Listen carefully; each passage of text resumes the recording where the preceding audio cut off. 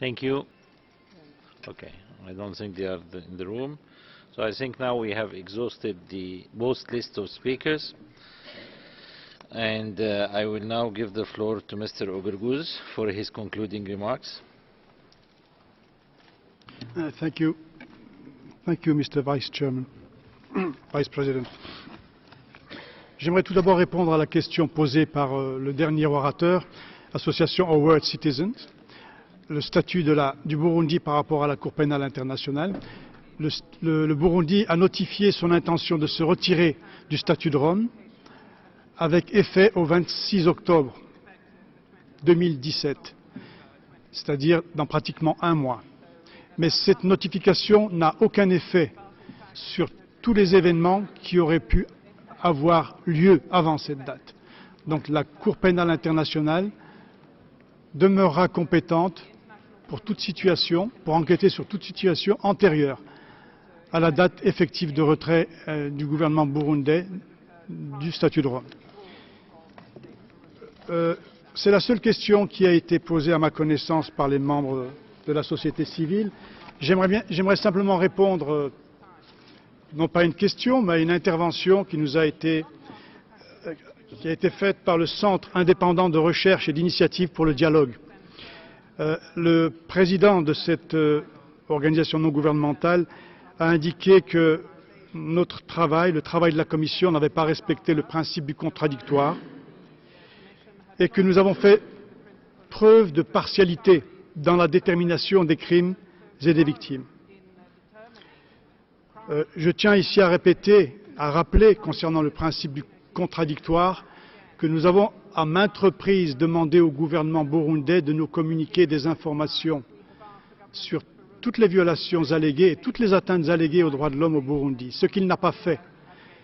Nous avons également fait la même demande à l'adresse d'une organisation indépendante qui est la Commission nationale indépendante des droits de l'homme, tant de manière directe lors de notre entretien avec le président ici à Genève que par correspondance.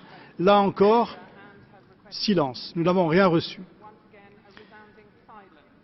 Nous avons également, sur notre site, sur le site de la Commission, nous avons fait un appel à information à toute entité, tout acteur qui aurait des informations susceptibles d'aider la Commission dans l'exercice de son mandat. J'invite le CIRID, qui est un centre indépendant de recherche et qui semble très bien informé sur la situation qui prévaut actuellement au Burundi, tant au niveau de l'identification des victimes qu'au niveau de l'identification des auteurs présumés, de nous communiquer des informations qui seront les bienvenues et que la Commission prendra en considération dans l'élaboration de ses conclusions, au même titre que tous les autres témoignages. Donc elle peut nous donner des informations sur de potentielles violations, sur des témoignages, orienter la Commission sur des personnes que nous pourrions, avec lesquelles nous pourrions nous entretenir. Voilà ce que j'avais à dire concernant cette intervention. Très rapidement, je ne sais pas si ma collègue professeur Françoise Hamson souhaiterait dire quelque chose sur cette Very briefly, I would like to respond to the issue raised by the International Service for Human Rights, which has been raised by other interlocutors, and that concerns the attack on the Office of Human Rights in Bujumbura. We don't yet know enough information to be able to go further on that, but at the time that was happening, there were members of staff of the Office of the High Commissioner in Bujumbura to try to negotiate a new MOU. In asking for the High Commissioner to report to the Council, what we had in mind was that he would report on the degree of cooperation he was experiencing with the government of Burundi. And I would just like to emphasize that cooperation is actually in the interests of the government of Burundi. Cooperation with all human rights mechanisms, not simply the Commission of Inquiry, would help to open up the space for the dialogue that needs to happen, which needs to be inclusive and which needs political space in which to happen. So to make progress with regard to the dialogue, it's necessary also to make progress with regard to cooperation in the human rights field. Thank you. Monsieur le Président, j'aimerais juste pour embrayer sur la question du dialogue, répondre brièvement à la question posée par le représentant des Pays-Bas. Comment est-ce que la Commission pourrait-elle avoir accès au Burundi et coopérer avec les autorités burundaises à l'avenir? La Commission s'est fait un point d'honneur d'ouvrir le dialogue et de maintenir le dialogue avec les autorités burundaises. Nous avons toujours maintenu la politique de la main tendue.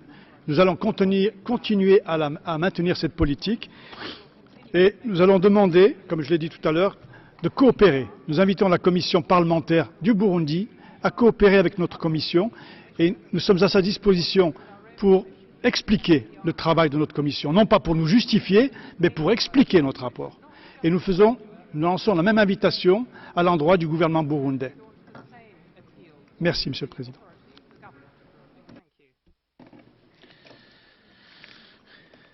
I thank the members and the President Chairman of the Commission of Inquiry. This brings us to the end of the interactive dialogue with the Commission of Inquiry on Burundi.